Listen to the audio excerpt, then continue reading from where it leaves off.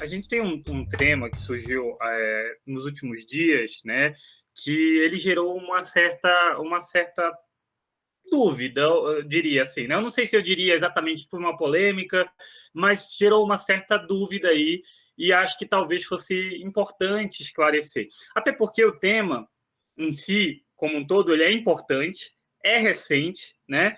E ele fala de acesso e permanência, né? A gente já tem as políticas de acesso e permanência no ingresso da graduação já há bastante tempo. A lei de reserva de vagas, que reserva 50% das vagas para estudantes que vêm de escolas públicas, ela é de 2012. E a gente tem políticas de acesso que são próprias da UFABC, para estudantes com deficiência, para refugiados e solicitantes de refúgio e para pessoas transgêneras. Então, nós já temos políticas internas próprias, além da lei de 2012, na graduação, e recentemente nós tivemos uma implementação dessa política para a pós-graduação. E aí parece que surgiu uma dúvida aí sobre qual teria sido a posição do professor Hark, né? No caso aí, o professor Hark e a professora Maria Gabriela eram diretores do SECS portanto, faziam parte do Consune. Qual teria sido a posição deles na votação dessa implementação das cotas na pós-graduação no Consune? E aí, aproveitando essa pergunta e aproveitando esse tema, então eu convido o professor Hark e a professora Maria Gabriela para comentar essa questão. Obrigado, Wellington, pela oportunidade para falar desse assunto. Olha, como membro do Conselho, eu sempre votei a favor das cotas, né? Primeiro, cotas dos alunos provenientes das escolas públicas, né? Em que pese toda a discussão em torno disso, da cota das escolas públicas, o resultado mostra que isso não trouxe nenhum prejuízo à qualidade da educação. Isso significa, do ponto de vista prático, que essa política está correta, né? E então, isso a gente tem que apoiar essa política, né? Agora, recentemente, nós temos um movimento grande das cotas para as minorias, né? Em todos os momentos que esse assunto esteve na discussão nos conselhos, eu sempre votei favorável. Dito isso, eu quero falar uma coisa aqui. A nossa proposta dessa equipe da reitoria, eu, Ana Lígia, Maria Gabriela e essa equipe bastante diversa, teve algumas falas do tipo, isso é um populismo.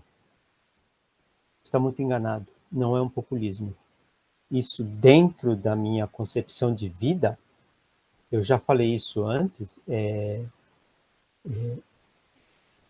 eu sou favorável a essa nossa proposta da diversidade, da defesa da minoria. Por quê? Porque, pelo seguinte, gente, existe uma coisa chamada preconceito na sociedade. Essa força é um negócio brutal, gente. É um rolo compressor. Não só no Brasil, no mundo inteiro. Para transformarmos a sociedade, precisamos de muita energia. Uma energia contrária a esses preconceitos.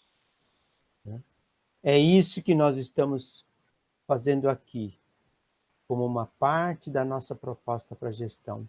Não se trata de uma proposta para campanha, não. Trata-se de uma proposta de defesa de direito de todos. Disso que se trata. Quem sabe, Wellington, no futuro, cheguemos a um mundo utópico em que não temos esses preconceitos e cada um será totalmente livre, de verdade, e que não tenhamos que fazer esse tipo de apelo. Eu passo para a Maria Gabriela. Obrigada, professor Hark.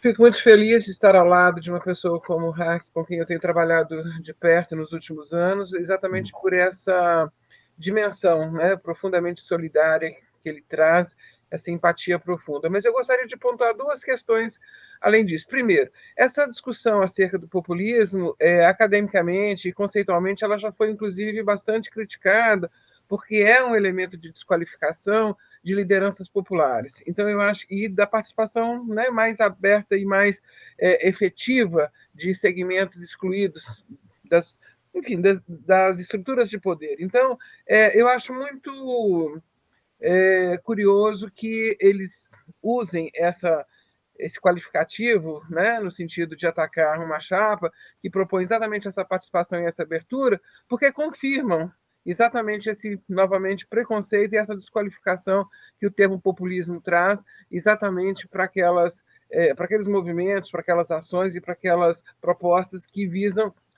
desfazer estruturas de poder que são muito fechadas, que são muito avessas à participação. Então, acho que isso é bastante significativo, esse é um elemento. Outro elemento que eu queria chamar a atenção é que nós votamos, né, individualmente e também institucionalmente. Eu digo individualmente porque quando eu fui membro do Consune, como, né, eleita pelos pares e não como vice-diretora, tivemos a oportunidade de votar, inclusive, as cotas para trans. Foi um momento muito significativo dentro da universidade, houve uma manifestação muito presente, e eu me lembro claramente que naquele dia eu fiz, inclusive, uma manifestação a favor exatamente desse enfrentamento mais direto ao preconceito. Eu acho que a questão do preconceito, o Hark colocou muito bem, é uma força muito poderosa, é uma força muito entranhada, e a gente viveu isso muito de perto durante essa campanha, né? Diversas manifestações assim preconceituosas, abjetas, repulsivas até durante o processo. Por isso que eu digo que, inclusive, do ponto de vista de campanha, nós sabemos o quanto as emoções afloram, mas também o quanto os ódios afloram, o quanto aquilo que é a face mais, né, deletéria das nossas experiências, o quanto elas afloram. E eu acho que isso é importante que a gente assinale, que esse preconceito ele pode estar, inclusive, na boca de pessoas que se julgam muito progressistas, que se julgam pessoas muito acolhedoras ou pessoas muito avançadas, né, politicamente. E é ainda pior a gente perceber esse preconceito em quem se considera como tal. E eu quero, só para finalizar, lembrar que eu estava na coordenação do programa de pós-graduação em Ciências Humanas e Sociais, quando, pela primeira vez, as cotas foram aprovadas num curso de pós-graduação. O nosso curso de Ciências Humanas e Sociais foi pioneiro na introdução de cotas para, na época, né, negros e indígenas, e depois, obviamente, nós conseguimos ampliar essas cotas também para PCDs e para outras minorias, enfim, refugiados, agora seguindo, evidentemente, a própria orientação da universidade. Mas o primeiro movimento nessa direção foi do nosso programa.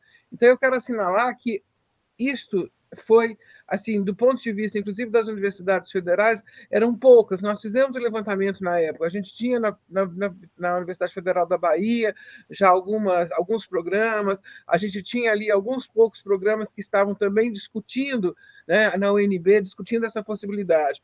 Isso, né, nós estamos falando aí de 2016, estamos falando de 6 anos atrás. Então, é importante que a gente recupere, sim, toda a trajetória, a nossa trajetória, minha e do Hark e dos demais membros aqui, para mostrar que estivemos ao lado de votar a favor da paridade, né? Também era membro do Consune, votamos a favor. Eu gravei vídeos, inclusive, defendendo a paridade. Nós estivemos a favor de todas as pautas progressistas. O Hark e eu estivemos a favor das licenciaturas. Então, todo esse conjunto de inverdades e de intrigas que foram disseminadas ao longo dessa campanha, elas, infelizmente, demonstram que o discurso, muitas vezes, está bem longe da prática. Não adianta a gente partir para a desqualificação, não adianta a gente partir para tentar desmontar com esse nível de, né, repulsivo de colocação, porque a própria verdade há de se impor. Os registros estão feitos nas atas do consumo, nas gravações, né? No interior mesmo de todos esses procedimentos aí, como eu falei agora da pós-graduação, e assim sucessivamente. Então, fortalecendo aqui a nossa posição, esse tipo de ataque não vai atingir aquilo que é, de fato, constitutivo da nossa proposta e da nossa, né, coesão interna, que é apostar exatamente numa abertura da universidade para mais inclusão, para mais diversidade, para mais participação. Certamente a gente vai conseguir levar isso adiante e contaremos com a colaboração, óbvio, né, de todas, todos. E eu devolvo a palavra para o Hector, porque senão a gente também se empolga aqui e não deixa, né, espaço para os demais. Obrigado. Obrigado, professora Maria. Olha, eu disse que você falou agora, né, sobre a questão de como é vista como é vista a questão da participação, né, da participação que a chapa propõe. Eu aproveito também para passar aqui para a professora Ana Lígia, como representante das minorias também, para comentar um pouco essa questão. Obrigada, Wellington. Achei que o Raque e a Gabi falaram muito bem. Eu me lembro da votação na CPG, Gabi, né? Eu estava lá, eu me lembro de você propor e defender a cota naquela época, e já faz tempo isso. Eu me lembro da votação da paridade, eu estava no Consune também, votei a favor da paridade. E na época das cotas trans, eu estava nos Estados Unidos, mas eu gravei um vídeo a pedido do Prisma, mandei para o Raí, fui nas redes sociais, defendi junto ao CMCC e o meu suplente votou a favor, né?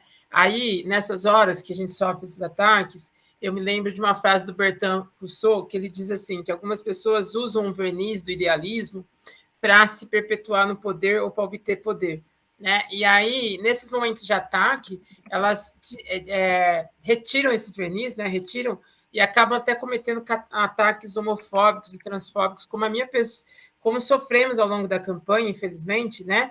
Em alguns perfis pessoais, esperando que eu fosse lá e revidar, né?